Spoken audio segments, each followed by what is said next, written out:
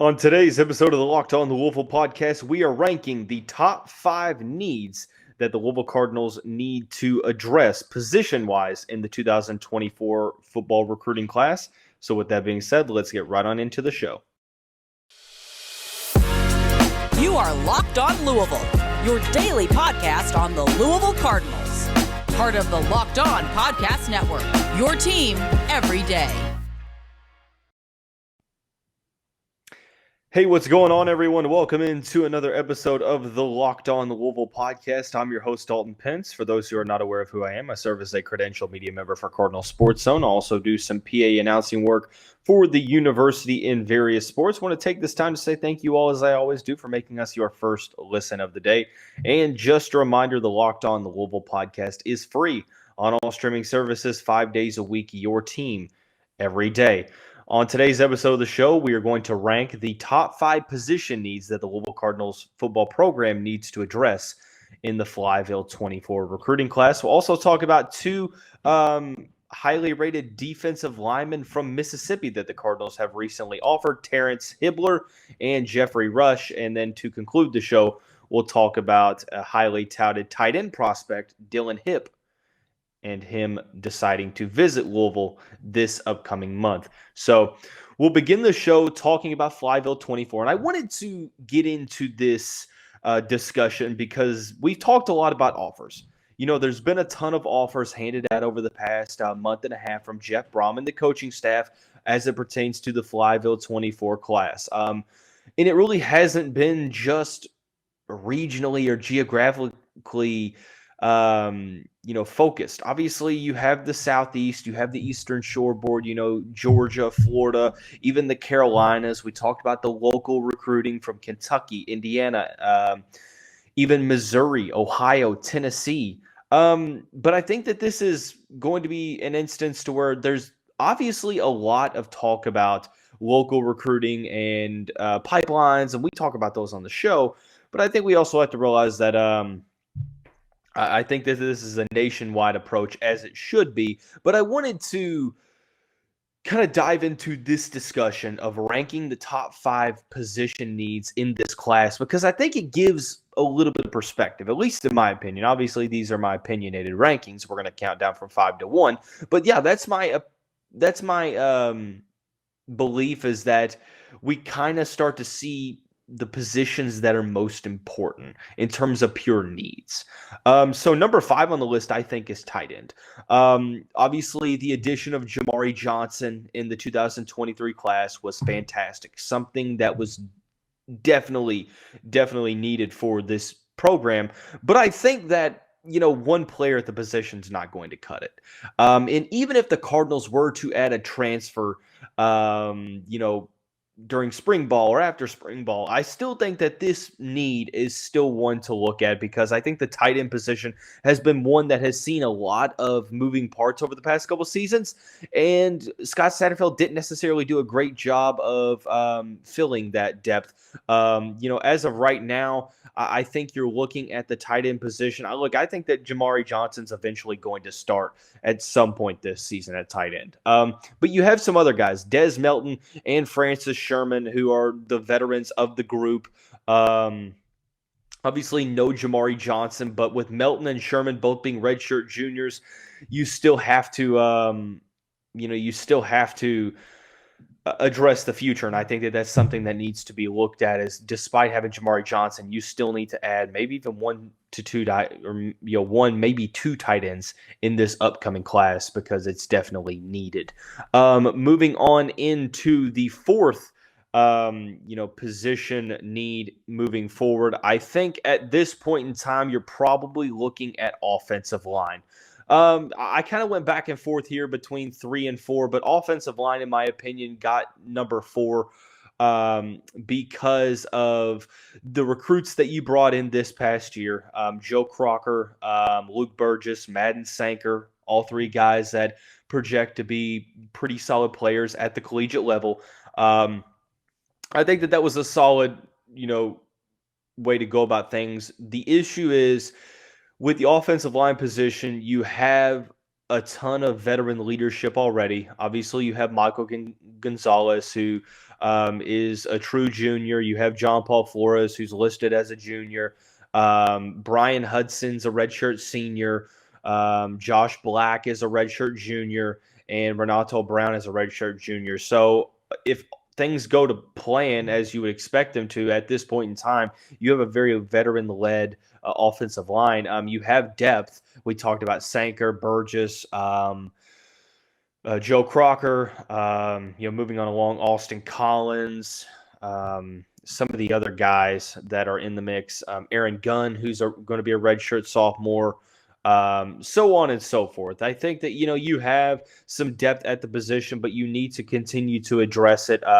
You've lost some guys, Adonis Boone, Caleb Chandler, Trevor Reed, so on and so forth. And you have some younger guys that are sitting in the wings as well. But I think offensive line is number 4 for me because it's a position you really never truly stop having to address in abundance because it's such a focal point of the team. So offensive line, in my opinion, is number 4, not number 3, because you did a very good job in the recruiting class in the 2023 cycle.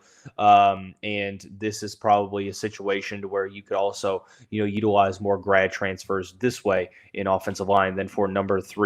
Number 3, in my opinion, it's kind of a blanket term, is defensive backs for me. I think more specifically, you look at the safety position is where I look at, and I think that is going to be the thing to focus on moving forward. MJ Griffin and Devin Neal are both MJ Griffin, Devin Neal, Josh Minkins, Gilbert Frierson, whoever is going to be the go-to guys at safety.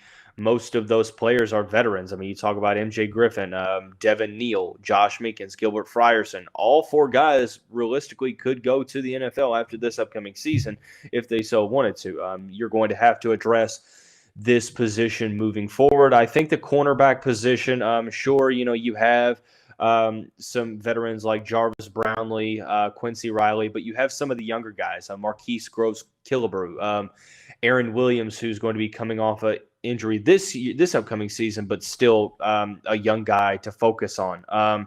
There's some solid cornerbacks that can be added to the mix as well. But I think that safety, I guess you could probably say the blanket term is defensive backs, but I think safety is probably the more, focused on of the two, because there's really nobody at this point in time that you look at and you think that they could be the successors in the back half of the secondary. So safety, we've seen it.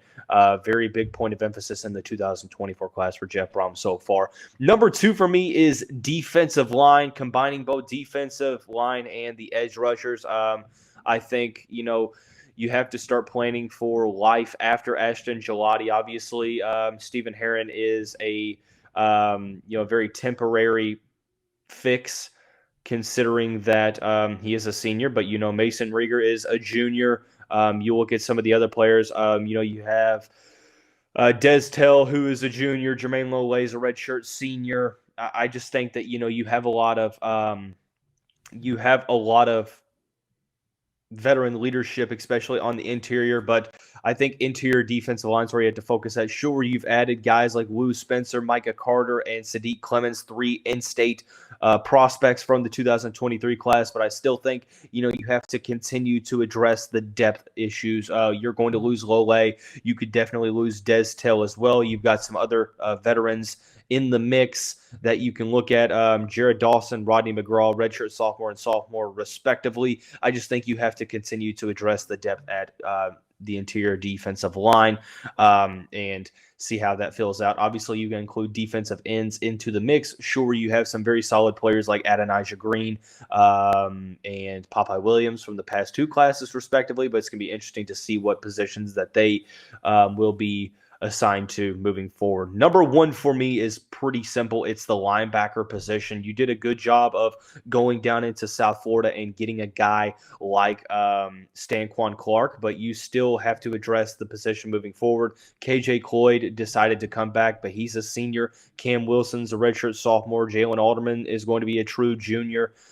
So on and so forth. I think that the inside linebacker position is something that's going to be very, very focused on because it has to be moving forward. Stanquan Clark is going to be a true sophomore or a redshirt freshman, depending on who steps up. There's a lot of veterans in the position, but you still have to probably go out and get multiple linebackers in the 2024 class. That's going to be the position that I look for moving forward that the Cardinals are really, really going to have to focus on. I understand, in a 4-2-5 base package, it's a position that defensive backs can kind of mask over, the lack of linebacker play, but make no mistake about it, you still need the linebackers to really rise into these positions. So I think linebacker is the number one position need in the Flyville 24 class for the Louisville football program.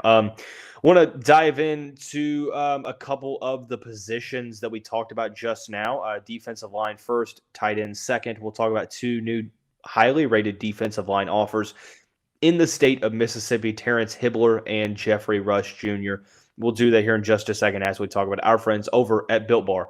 If you're looking for a delicious treat but don't want all the fat and calories, then Built Bar is the way to go.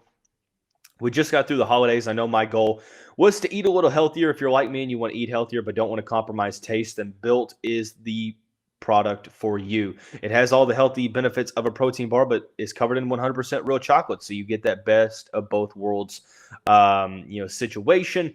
There's a wide variety of flavors from churro, peanut butter brownie, coconut almond, so on and so forth. Usually you have to get them at Built.com, but not now. You can get them at Walmart. You go to the pharmacy section, grab yourself a box of Built Bars. You can pick up a 4-bar box of cookies and cream, double chocolate, or coconut puffs. If you're close to Sam's Club, run in and grab a 13-bar box with our Hipp flavors, brownie batter, and churro. You can thank me later. Or if you want to get them traditionally, get them at Built.com. But please do not miss out on this amazing opportunity from Built Bar. Hey, Cardinal fans, thanks again for making Locked On Louisville your first listen every day. Make sure you check out our brand new podcast, Locked On College Basketball. Everything you need to know about college basketball all in one place, plus hear from big-name experts, insiders, coaches, and players. Locked On College Basketball available on YouTube and wherever you get your podcasts. Okay, heading into the second segment of the show, we talked about, in my opinion, the top 5 positions of need in Flyville 24 recruiting. I want to kind of talk about 3 prospects that fit into those positions. The first 2 are in the defensive line category, both from the state of Mississippi, both getting offers from Louisville very recently. That's Terrance Hibbler and Jeffrey Rush. Talking about the latter first, we'll talk about Jeffrey Rush. Jeffrey Rush is a player from Pascagoula, the number 18 defensive lineman in the country, and number 182 overall prospect, according to the 24/7 Sports Composite. 6'3", 250-pound defensive lineman, has offers from Arkansas, Auburn, Colorado, Florida State, Miami, Mississippi State, Mississippi, so on and so forth. This is one thing to focus on here, is that his profile lists him as a defensive tackle. You look at Rivals, he's listed as a defensive tackle, where he's also nearly a top 200 player. But when you watch his film, plays mainly on the edge. Being 6'3", 250, you would assume that if he's playing on the interior at the next level, that he's going to add a little bit more weight.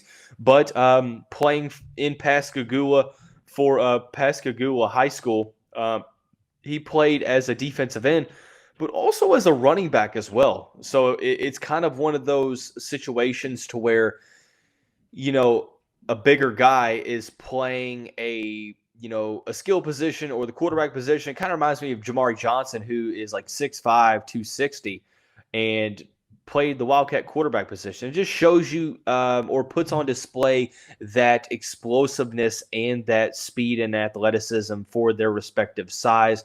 A guy like Jeffrey Rush, I think, would have no issue adding on a little bit more weight, to combat with that explosiveness off the line of scrimmage.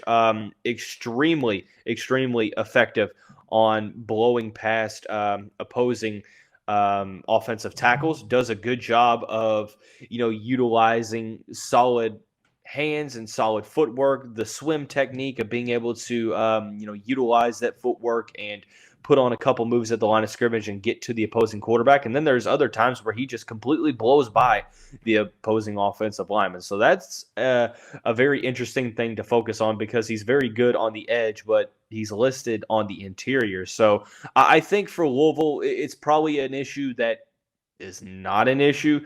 I think it's really would just be a matter of seeing what works, what's going to be the focus moving forward. Are we going to have him add a little bit more weight to play on the interior? Are we going to have him continue to add on weight to stay on the outside? What's the focus moving forward? And I think that for a guy like Jeffrey Rush, he probably could play either one.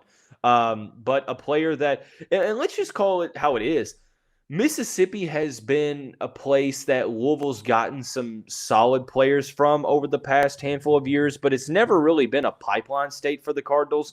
A couple players that I can think of from Grenada, Mississippi, C.J. Avery, Braden Smith also came from the state of Mississippi. So that's something to focus on. I'm interested to see how that really works out because Jeff Brom has offered about 5 or 6 new prospects from the state of Mississippi, so that's definitely something to focus on here.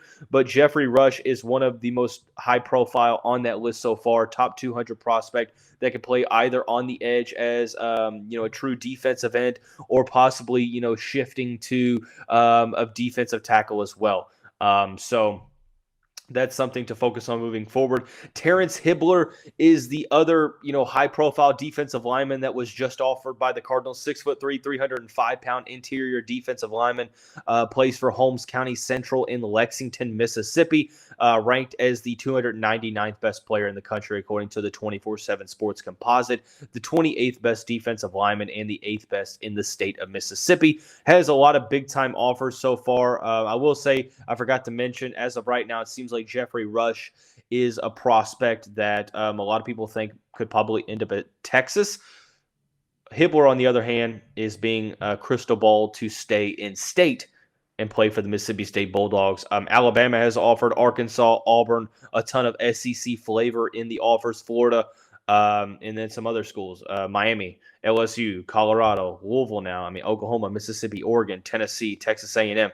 Texas. The list goes on, so you get the gist that he is a very high profile recruit, a player that, unlike Jeffrey Rush, is most definitely probably going to be on the interior, being 6'3", 305 pounds.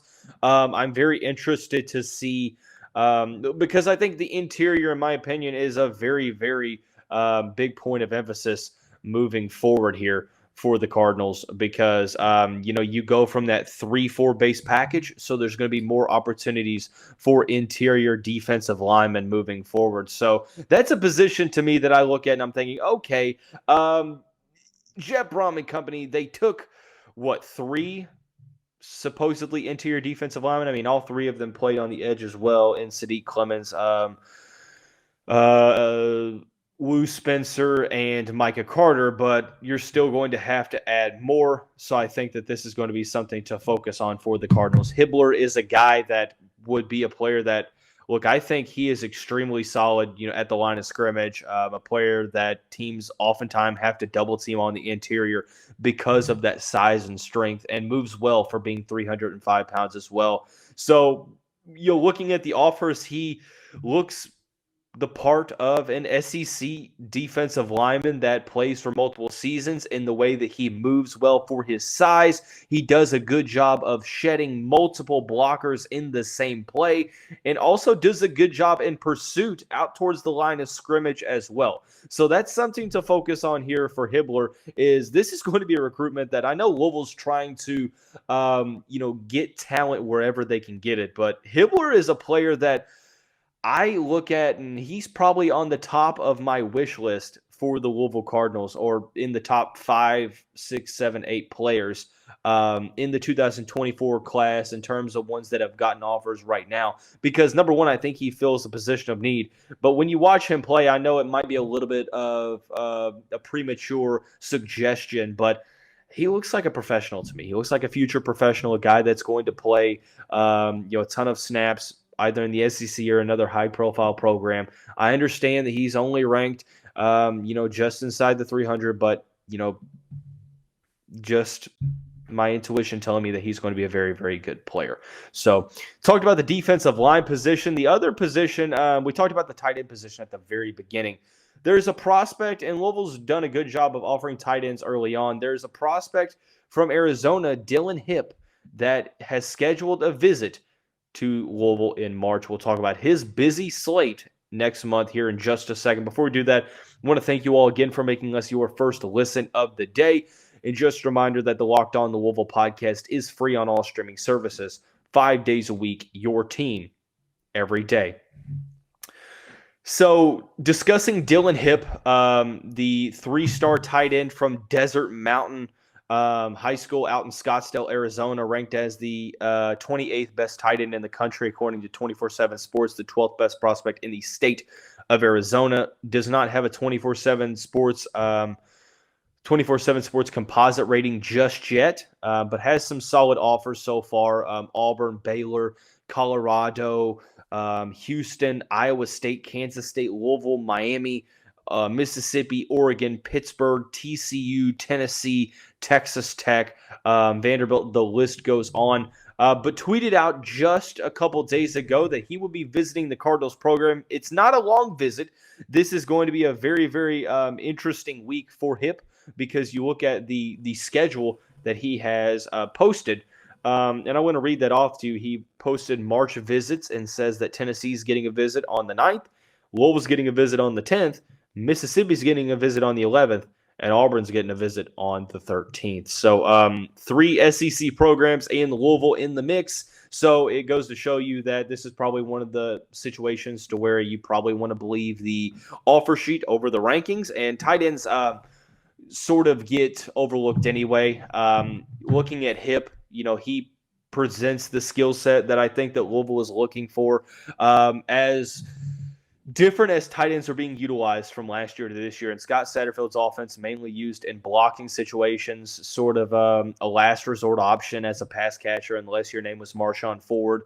It's going to be interesting to see how that changes with a more passing-centric offense. Tight ends utilized in a very, very different way for Jeff Brom's offense. So I think that this is going to be a situation to where, like I said, multiple tight ends are going to be needed for the next couple of seasons. So Jamar Johnson's a great start, but, with Francis Sherman and Des Melton both being redshirt juniors, you're probably looking to take multiple tight ends. And it seems like the skill set that they're looking to, utilize the most. And I think that there was a little bit of a shift in thinking. I think tight ends, when Scott Satterfield was at Louisville, it seems like the skill set that you got from watching film of tight ends that he recruited were very solid run blockers. They had a couple instances to where they looked solid as pass catchers, but for the most part, it was an extension of the offensive line primarily. Now, when you watch guys that Louisville is offering, it's like almost the complete opposite. I'm not saying that they can't block. I'm not saying that they're not proficient in blocking as well, but mainly utilized in a variety of different ways. The versatility is put on full display. Sure, they are used as traditional tight ends near the line of scrimmage in both, passing, in the pass game and pass pro, blocking for the run as well. But a lot of these tight ends that Brom is offering are also utilized as wide receivers. We talked about a couple over the past couple of weeks that kind of like Kylan Fox. But Kylan Fox is sure, I know Dalton. He's a Scott Satterfield recruit as well. Kylan Fox is a player that was utilized as a mismatch out wide as a wide receiver. Dillon Hipp kind of is utilized the same way for Desert Mountain. The 6'6", 230-pound pass catcher is a guy that a lot of schools are trying to get in on. We mentioned, the SEC flavor that is being incorporated into the mix. There's 4 visits. Look, this is going to be a recruitment to where, sure, he's ranked as the 28th best tight end at the moment, but is he going to stay there? Are we sure we're not going to see this guy rise up into the top 20 or so? And where does he slide into in the 24/7 sports composite. I mean, for the longest, we saw Jamari Johnson sit outside of the top 600 until the final 24/7 rankings came out, and he's sitting in the top 200.